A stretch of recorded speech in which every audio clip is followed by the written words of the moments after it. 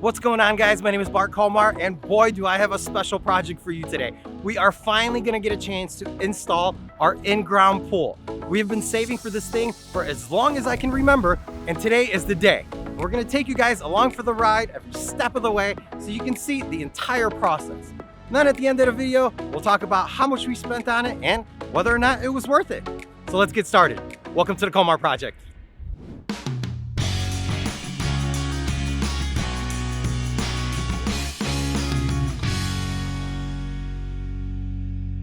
This video is sponsored by Raid Shadow Legends. Alright, so we finally got our permits and are ready to start this pool installation. But first we need to remove this big hill in our backyard so that we can have a flat space to work with. And the big excavator our contractor brought in made quick work of it and started removing the grass like a surgeon with a scalpel. This literally took about 20 minutes and we got to dig in the hole. The pool that we are installing is 35 by 16 feet and the deep end is about 6.5 feet, so there's a lot of dirt to be removed. I think the contractor said there was somewhere around 10 truckloads of dirt that had to be hauled out. This pool is going to be a fiberglass pool, so it had a very specific manufacturer's specifications to how this hole needed to be done. So the guys followed that and then turned the excavator around to start digging a trench for plumbing and electrical from the pool area to where our equipment will sit, and then we can start filling the hole in with gravel. Now this is not your typical driveway gravel, but a special 1/4-inch rock gravel that will create the base for our pool. You can't just take a pool and drop it into a hole, because with a fiberglass pool, it will have soft spots in areas where it's not supported. So getting the correct elevation for the gravel based on the bottom of the pool is critical.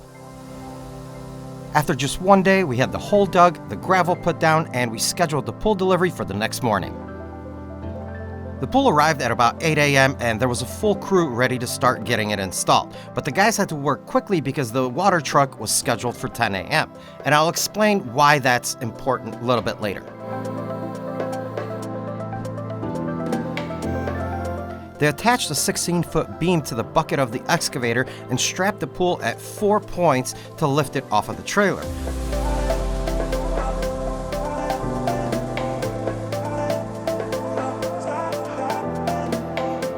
Then after a short trip down the driveway, they sat the pool down and started installing the plumbing connections, lighting, and all the necessary electrical connections. This was very interesting to watch. For some reason, I thought that they were going to be using some weird specialty tools to do this, but instead they just used a drill, a grinder, and a whole lot of silicone. And right now they're installing the skimmer. This is the part of the pool that filters out the top water and is usually where you find a lot of weird things, like a bunch of lollipops or your kids' scrunchies. So this part is essential to the function of the pool. Next, the guys plumbed all the piping that carry water from the filtration system into the pool, gave it a quick power wash, and we're ready to drop this thing into the hole. But before we do that, let's take a minute and thank the sponsor of this project, Raid Shadow Legends. Raid is one of the top free RPG games available for Android, iOS, and now it's even available on your desktop. And this month, they're celebrating their 3rd birthday. Happy birthday, Raid! As a high-level RPG, Raid started with hundreds of unique characters and bosses, but that didn't stop them from adding more and more new champions. The game designers must have had a field day creating these amazing characters. Just check out these sketches. They're so badass. And if adding new characters wasn't enough, last year Raid added a whole new faction. The Shadowkin are a tribe of warriors from the Far East, recently liberated from the reign of evil. That doesn't mean they're good guys either, but for me, they're one of the coolest factions in the game. Now, Raid is kicking things off with free gifts for everyone, adding a bunch of content and events. We're talking about champions, new art effects sets, and even personalized videos showcasing every player's Raid journey and their own personal achievements. This is the best time to get started with Raid, and if you're not playing yet, check out the links in the description, or you can click this QR code here for special birthday gifts worth 40 bucks. I'm talking about 3 free champions at once, plus 30 magic brews to help you kick the crap out of your competition. Also, new and existing players can get a bunch of free birthday gifts worth 25 bucks. Once you're in the game, after clicking the links, just enter the promo code 3YearsRaid and get your hands on everything. It's that easy. Just click the link in the description below and I'll see you guys in the game. Thank you, Raid, for supporting what I do. Now let's go put a pool in the hole. It took the guys about 2 hours to get everything hooked up, and now we can lift the pool off the ground and set it into the hole. They used straps to guide it and prevent it from swinging back and forth because the terrain was a little uneven and we didn't want anyone to get hurt during this process. So slow and steady. However, I was starting to get really excited at this point, but we quickly realized that something was wrong.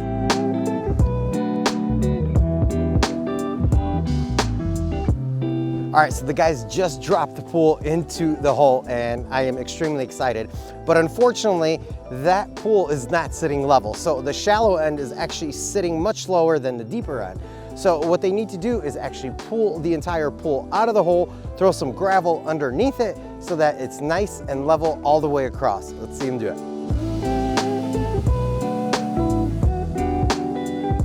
They pulled the pool out of the hole and set it off to the side. Then they started adding more gravel to compensate for the pool sitting too deep on the shallow end. This was taking a little bit longer than expected, and the water truck driver had already gotten here, and he was starting to get impatient. You can actually see him here in the background waiting to pull up his truck so he can dump that water. But this is a critical point in the installation because once you put the water in, there's no going back. All right, after getting everything leveled out to specifications, we're gonna try this again. This is attempt number 2. And the same thing happened again. The pool was still sitting too low on the shallow end. So the water truck driver left at this point and the pool came out again. The guys really wanted to at least set the pool that day, so they added more gravel and tried for a third time.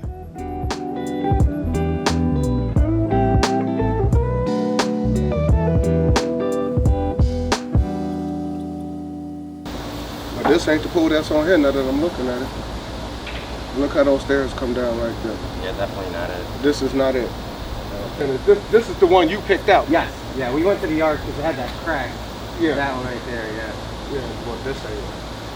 Sent me the wrong one.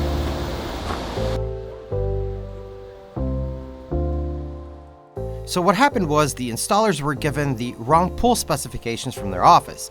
They had a completely different pool on their paperwork and they were putting in gravel to accommodate a different bottom, which would have never worked for this pool. So they got the right paperwork, added more gravel, and with Thor on the case watching every move, they tried for a 4th time.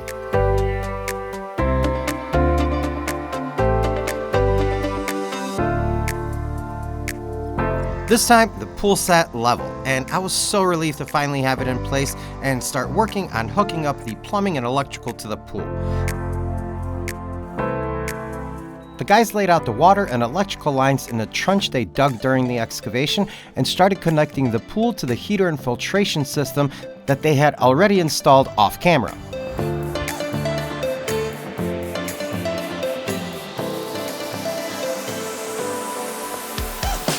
All right, so the water truck is here and we're gonna pump, I think it's about 2,500 gallons of water into this thing. So the guys are ready and so am I. It's time. With everything in place and the water going into the pool, the guys had to make sure that they were backfilling the sides with the stone at the same level as the water.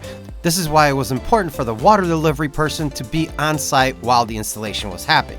If they were to backfill the sides without any water in the pool, then the pressure of the stone would push the pool inward. And on the flip side, if they put water in without backfilling, the water would push the pool outwards. So it's critical to mirror the water level with the stone as the entire pool gets filled up. Naija is actually underneath the pool. What he's trying to do is push as much stone under the first step. So they're trying to actually get it pegged so that there isn't a soft spot underneath. So it's not easy work being under there. He's covered in dirt, covered in stone, but he's doing a great job. So I really appreciate it.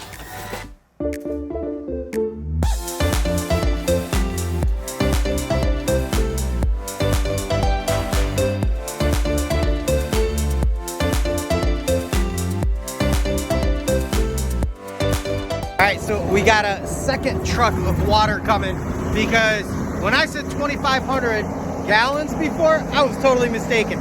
5,500 gallons that they're putting in this thing, and that's a whole lot of swimming. It's like having a big fish tank, and I'm the fish.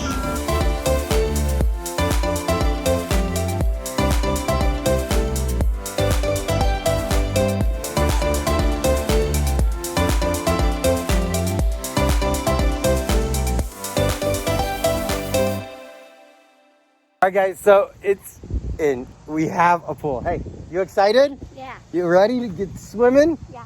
Well, you can't go swimming yet because we still need to hook up the pumps, hook up the electrical, and put in concrete. And then we can go swimming. At this point, we were waiting for the electrical contractor to show up, and without pumps running, the pool turned into what you see here. It's basically a green swamp. But eventually the contractor showed up and we were finally ready to connect the gas line to the heater and all the electrical to the filtration unit and the lighting. So this 2-pole 20 amp breakers for the pool pump and the pool heater, GFI breaker protecting it, and then this one is going to our GFI plug outside, and that's feeding the light transformer. Sweet. Turning them on, and we'll go double check everything.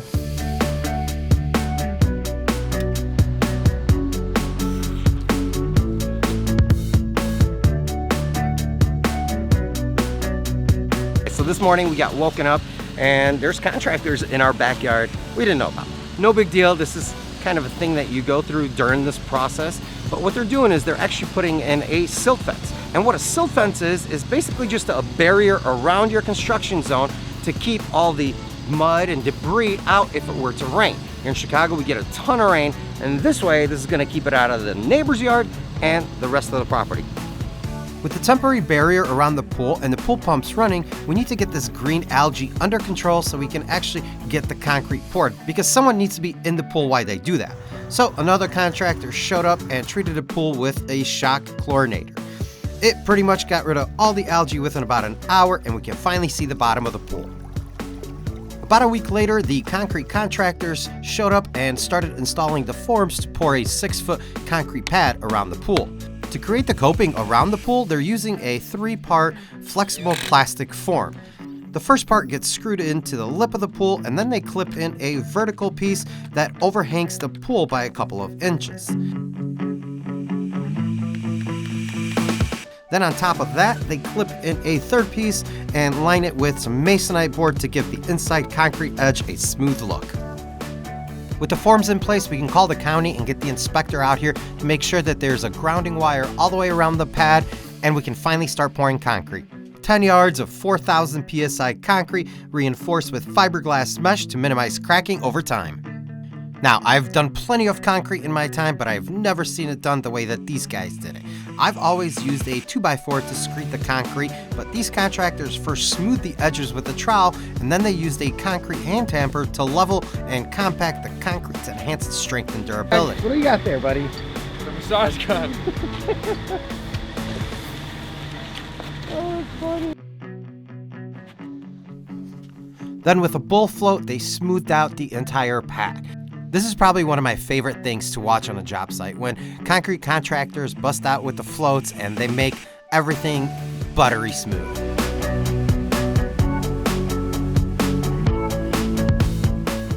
After putting in control joints every 6 feet and rounding the outside edge of the pad, it's finally time to stamp this thing. But before they can put down the mats, they had to spray the concrete with a release agent.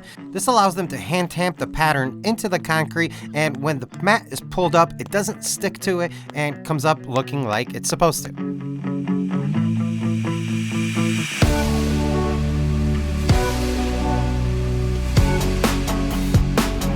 Alright, so now we have something that looks like a pool, and my kids really wanted to go swimming at this point. But there was still a little bit of work to be done. The concrete contractor came out the next day and removed the forms and used a pommel stone to smooth out any of the rough edges left over from the forms. Then all that's left is to jump into the Bobcat and grade the dirt around the pool. And as soon as I did that, the kids came running and asked if they can finally jump into the pool. And who was I to say no?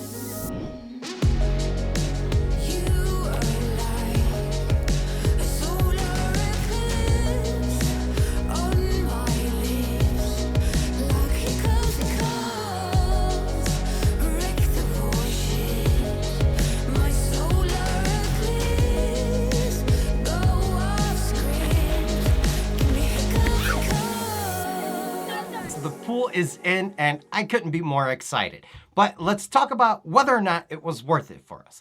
We initially signed the contract for $60,000 and then added 2 more feet around the pool for an extra $4,500. So we were all in for just under $65,000.